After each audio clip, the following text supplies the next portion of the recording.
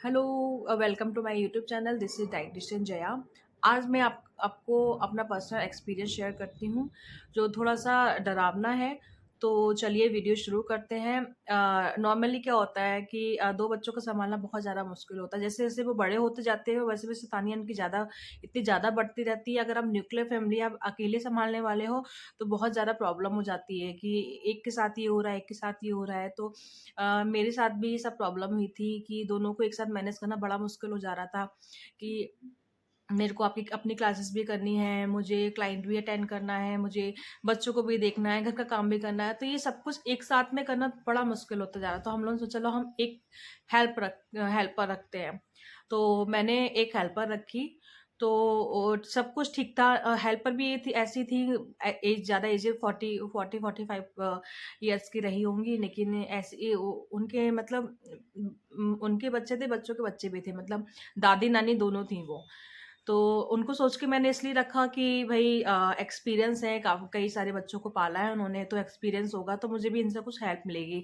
और हेल्प उन्होंने की मुझे, कि मुझे कहीं कुछ डाउट होता था, मुझे बताती थी कि ऐसे करना चाहिए, वैसे करना चाहिए। वो सब कुछ बहुत स्मूथली चल रहा था। नहीं, कभी-कभी ऐसा हो जाता था कि मुझे ये लगता था कि क्या इन्होंने कभी बच्चे पहले देख मतलब बच्चे कैसे एक्टिविटीज़ करते हैं, क्या करते हैं, क्या नहीं करते हैं, क्या इनको पहले से नहीं पता है, मतलब ये सब चीज़ें क्यों हो रही है?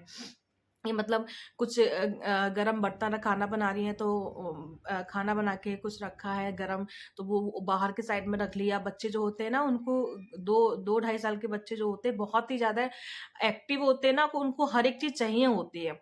तो एक बार ये हुआ कि उन्होंने ग्लास में दूध छान रही थी, तो वो दूध मतलब बच्चे को देने के लिए, तो फिर मेरे बेटे ने क्या किया, जो छलनी थी, छलनी को पकड़ लिया, पूरा ग्लास का जो मिल्क है उसके फेस पे गिर गया। आप सोचिए, अगर वो मिल्क अगर गरम होता तो उसका फेस पूरा जल जाता। ये इंसिडेंट था। मैंने कहा आंटी अच्छे से मतलब बच्चे को देखिए, और आप पे ट्रस्ट करके ही मैं बच्चे को, मतलब अगर मैं रूम में काम कर रही हूँ कुछ, तो बच्चे उनके साथ बाहर खेल रहे हैं, कुछ ट्रस्ट करके ही आपके ऊपर छोड़ रही हूँ बच्चों को मैं।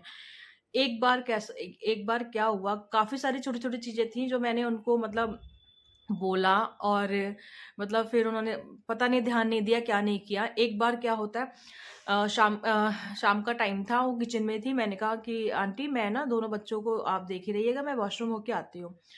1 से 2 मिनट नहीं हुए होंगे, हो सकता है बच्चे थोड़े से चिल्लाए हों, वो गोदी के लिए वैसे भी कोई बाहर का कोई आता है तो उससे बहुत ज़्यादा वो प्यार करते हैं, तो हो सकता है उनसे कहा हो आंटी से कि मुझे गोदी ले लो, और दोनों को एक साथ गोदी लेने की कोशिश भी की है उन्होंने।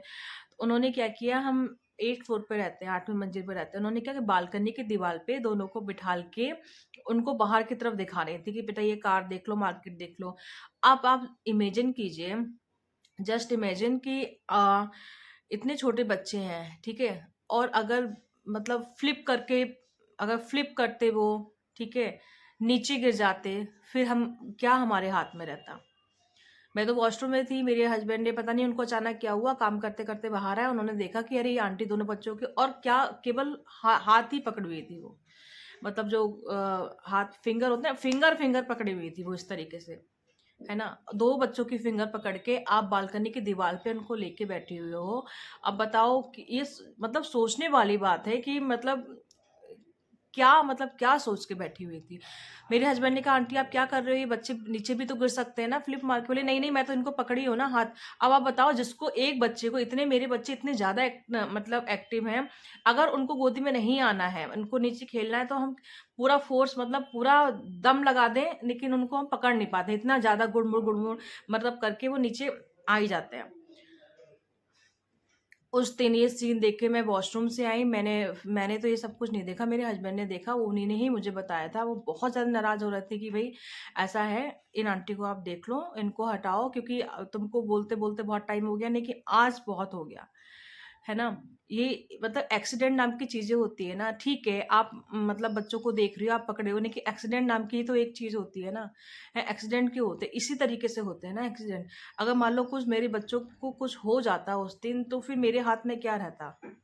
है ना? तो ये सब चीज़ें मैं आपके साथ इसलिए शेयर कर रही हूँ कि आप जब भी कोई हेल्पर रखिए, ठीक है? तो आप उस पे नज़र रखिए, चाहे कैमरे के थ्रू नज़र रखिए या फिज़िकली अपना काम करते रहिए, लेकिन उसको नज़रों के सामने रखिए, है ना? क्योंकि नहीं बोल सकते कब क्या, मतलब कभी-कभी हो रहा है कि फ़ोन पे बात करनी है, बच्चा इधर से उधर क्या कहते हैं, टेबल पर चढ़ रहा है, इधर चढ़ रहा है, वहाँ जंप कर रहा है, वहाँ जंप कर रहा है, ठीक है? तो बस मेरा यही कंसर्न आपसे है, यही कंसर्न है कि प्लीज़ अपने बच्चों को अपने नज़रों के सामने रखिए, तब तक वो इतने मैच्योर ना हो जाए कि उनको सही और गलत का ना पता, या फिर वो आप डाँट रहे हो, आप कुछ कह रहे हो, उस चीज़ को वो समझना शुरू ना कर दें। तब तक बच्चों को अपने नज़रों के सामने रखिए। आप लोगों से मुझे यही रिक्वेस्ट है। तो इस एक्सपीरियंस से अगर आपको कुछ समझ आया हो, कुछ अगर आपको हेल्प मिली हो, तो मुझे बहुत खुशी होगी। ये छोटे-छोटे एक्सपीरियंसेस होते हैं जो मतलब हर किसी के साथ अलग-अलग होते हैं, तो ज़रूर शेयर करना चाहिए ताकि हम भी अवेयर हों, ताकि हमारे साथ जो एक्सीडेंट होने वाला हो, जो इंसिडेंट होने वाला हो, उससे हम बच सकें। तो गाइज़, इस वीडियो में इतना ही, नेक्स्ट वीडियो में फिर मैं मिलूँगी, तब तक के लिए tata, bye bye, take care and thanks for watching.